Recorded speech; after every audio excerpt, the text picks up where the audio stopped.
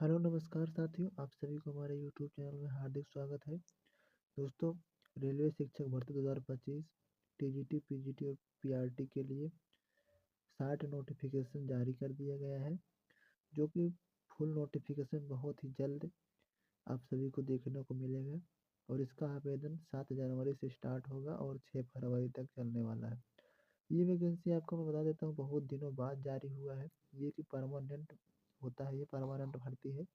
Railway जो भी 18 zone है, वो उनका सभी का एक स्कूल होता है, जो कि क्लास 1 से होता है और इंटर तक रहता है। तो उनका जो भी स्कूल है उसमें भर्ती के लिए रिक्रूटमेंट शिक्षक के लिए आवश्यकता है। तो ऐसे समय समय पर हर साल वो अपना कॉन्ट्रेक्चुअल बेस पर एक गेस्ट फैकल्टी के रूप में भर्ती लेते रहते हैं, जो कि उनका एक परमानेंट और एक पर्टिकुलर जोन के ही पर्टिकुलर स्कूल से ही लेते थे, जो कि वो कॉन्ट्रैक्ट बेस पर रहता था, 1 साल के लिए रहता था, उसको फिर बढ़ाया भी जा सकता था। तो इस बार जो आई है भर्ती, ये परमानेंट जॉब है, पूरी तरीके से परमानेंटली है और रेलवे की तरफ से निकाला गया है। और ये आपको ये जनवरी में आवेदन शुरू हो जाएगा। तो आइए हम पूरा नोटिफिकेशन 60 नोटिफिकेशन दिखाते हैं, कितनी पोस्ट है और एलिजिबिलिटी क्या होगी, उस पर हम पूरी चर्चा करेंगे इसमें, ठीक है। टोटल पोस्ट कितनी है, ठीक है। चलते हैं हम 60 नोटिफिकेशन पर, और जैसे ही फुल नोटिफिकेशन आएगा हम आपको इस चैनल के माध्यम से सही जानकारी देने की कोशिश करेंगे। चलिए हम देखते हैं। ये आप लोग के सामने ये देख सकते हैं, government of India, ministry of railway, ठीक है। Government of India, ministry of railway, railway recruitment board की तरफ से ये नोटिफिकेशन 7/2024, ये नोटिफिकेशन नंबर है, ठीक है। सेंट्रलाइज्ड एम्प्लॉयमेंट नोटिस 7/2024 के नाम से है ये recruitment of the various post of ministerial and isolated category. ये सेंट्रल गवर्नमेंट की जॉब होती है, ठीक है। और इसमें देख लीजिए पूरा दिया गया है। ये एप्लीकेशन 6 फरवरी 2025 को लास्ट डेट दिया गया है, इसमें कंप्लीटली कर लिया जाएगा, ऑनलाइन आवेदन किए जाएंगे और 7 जनवरी से स्टार्ट होगा। अभी फुल नोटिफिकेशन नहीं जारी किया गया है। तो आइए हम इसमें दिखाते हैं क्या आएगा। पीजीटी के लिए दिया गया है, जो कि पोस्ट ग्रेजुएट टीचर्स होते हैं, वो विभिन्न सब्जेक्ट से आएंगे। अभी सब्जेक्ट इसमें मेंशन नहीं है कौन से विषय में कितनी आएगी, हालांकि आएगी। मेन मेन सब्जेक्ट सबको आना ही है। और इसमें देख लीजिए ये पे लेवल कितना है। पीजीटी के लिए पे लेवल 8 है और इसका पेमेंट इनिशियल जो पे रुपये बन रहा है 47,600 इनिशियल बन रहा है। बाकी आगे आपका टीए डीए वगैरह कुल महंगाई भत्ता जोड़ के कुल मिला के आपका 70-60 पहुंच जाएगा। तो इसमें आपको देख लेना है। और मेडिकल स्टैंडर्ड C2 है ये मतलब उनका रेलवे की तरफ से मेडिकल कराया जाता है, उसकी तरफ से दिया गया है। और इसमें एज लिमिट में देख लीजिए 18 से 49 साल तक है। और उसके बाद आपको इसमें एज लिमिट में आपको जो कोविड-19 की वजह से, तो उस वजह से इसमें 3 साल अलग से छूट दिया जा रहा है। बाकी जो एज एज रिलैक्सेशन है, SC ST 5 साल, OBC 3 साल, इन सब का नियम वही सेम रहेगा। उसके अलावा 3 साल कोविड-19 की वजह से दिया जा रहा है। और इसमें देख लीजिए पीजीटी में कुल 187 पोस्ट दिया गया है, ठीक है। 187 पोस्ट दिया गया है पीजीटी के लिए। उसके अलावा अलग अलग चीज़ों के लिए दिया गया, जैसे चीफ लॉ असिस्टेंट हो गया, पब्लिक प्रोसिक्यूटर हो गया, साइंटिफिक असिस्टेंट ट्रेनिंग हो, जूनियर ट्रांसलेटर हो गया, सीनियर पब्लिसिटी इंस्पेक्टर हो गए। अदर पोस्टों के लिए भी आएंगी इसी के साथ। मैं सिर्फ टीचर के लिए बात करूँगा। उस वहीं टीजीटी के लिए बात करता हूँ। ट्रेंड ग्रेजुएट टीचर क्लास 9 और 10 के लिए, टीजीटी के लिए और पीजीटी के लिए 11-12 के लिए। लेकिन रेलवे में यदि टीजीटी की जो भर्ती होती है वो 6 से लेकर 10 तक जोड़ते हैं, ठीक है। वहाँ तक आपको क्लास मिलेगी। और पोस्ट ग्रेजुएट आपको 11-12 रहता है, वो 9 से 12 तक पढ़ाने के देते हैं। तो उसमें आपका जो टीजीटी की आती है, आ रही है, इसमें 388 पोस्ट आ रही है, ठीक है। 388 पोस्ट आ रही है। इसमें भी वही एज लिमिट है, 18 से 48 साल। और इसका जो पे लेवल है इसका 7 है, ठीक है। इसमें थोड़ा सा कम है उससे, पीजीटी का लेवल थोड़ा ज़्यादा रहता है। टीजीटी का 44,900 है इनिशियल पे, ठीक है। ये इनिशियल मतलब मेन 44,000 रहता है। बाकी आपका उसके अलावा आपका साल भर का जो महीने का महंगाई भत्ता रहता है, रूम किराया वगैरह रहता है, अगर आपको वहाँ पर मिलता है तो वो सबका मिलता है। और रेलवे की तरफ से आपको पूरा तरीके से आपको वहाँ पर आवास दिया जाता है, पूरी सुविधा रहती है। आपको वहाँ का आपको मेडिकल की सुविधा दी जाती है, रहने के लिए सुविधा दी जाती है, कमरा दिया जाता है, तो ये सब आपको वहाँ पर दिया जाता है। इसके अलावा ठीक है, ये मेन पेमेंट है। इसके अलावा और भी रहता है, तो कुल मिला के आपका 60+ बनेगा टीजीटी का, और पीजीटी का 60 और 70 के बीच में ही उनका भी रहता है। तो हो गया ये। और उसके आगे बात करते हैं, अलग अलग लाइब्रेरियन का भी है 10 पोस्ट हो गया, स्टाफ वेलफेयर इंस्पेक्टर का हो गया, म्यूजिक टीचर का हो गया फीमेल, म्यूजिक टीचर फीमेल, और प्राइमरी टीचर के लिए देख लीजिए, प्राइमरी टीचर के लिए 188 है, ठीक है। पीआरटी के लिए 188 पोस्ट दिया गया है ये। इनका इनिशियल पे कितना है, इनका पे लेवल 6 है, 35,400 बन रहा है, ठीक है। बाकी लैब असिस्टेंट ग्रेड 3 हो गया, केमिस्ट्रिस्ट हो गया, मतलब लैब वाले जितने हैं, लैब असिस्टेंट हो गया। और यह देखिए जूनियर स्कूल के लिए भी आया है, यहाँ पर असिस्टेंट टीचर जूनियर स्कूल के लिए 2 पोस्ट दिया गया है, इसमें बहुत कम दिया गया है, ठीक है। तो ये पूरा 18 जोन का भी कंप्लीट मिला के दिया गया है, लेकिन सारे स्कूल जितने हैं, जितने जोन के स्कूल है, सभी लोग हमको लगता है नहीं दिए हैं इसमें, लेकिन इतनी बहुत वैकेंसी कम दिया गया है।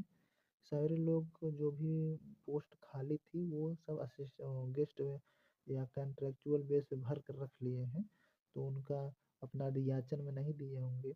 और ये कुल मिला के देख लीजिए, पीजीटी के लिए 187 दिया गया है, ठीक है। टीजीटी के लिए 338, और वहीं पीआरटी के लिए 188, ठीक है। इसके अलावा जूनियर असिस्टेंट फीमेल ओनली दिया गया, जूनियर स्कूल में 2 पोस्ट दिया गया है।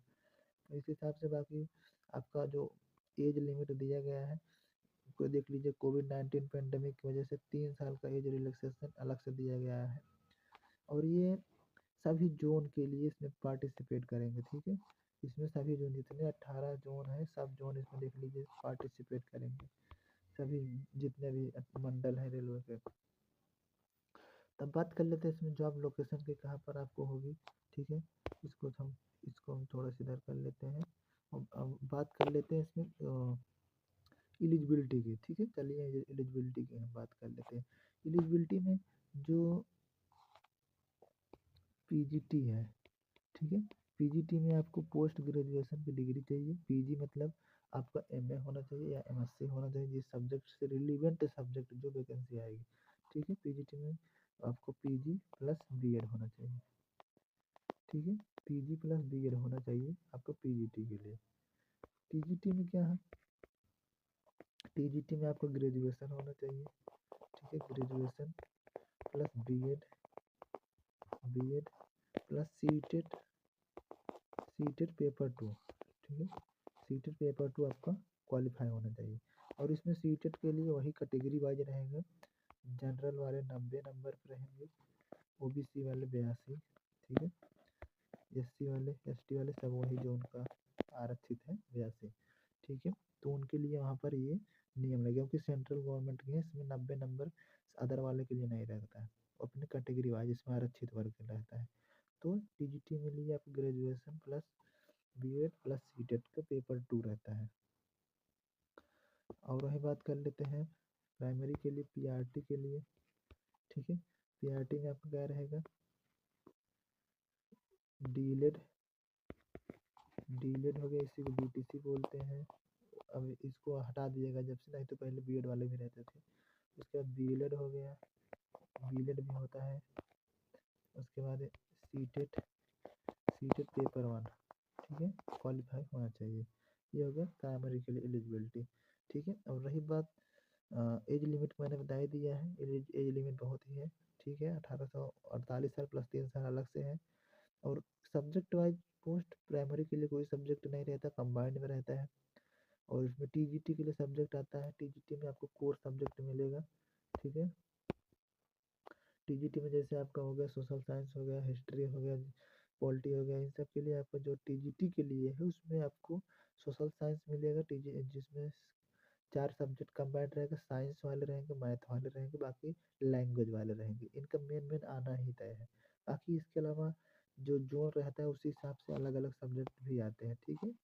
जैसे जितने जोन है, आरआरबी कोलकाता हो गया, उधर बंगाली आता है, इधर मराठी आ गया मुंबई के लिए, इन सब का सब्जेक्ट उर्दू आ गया, उड़िया आ गया, इन सब का भी आता है उसी के साथ।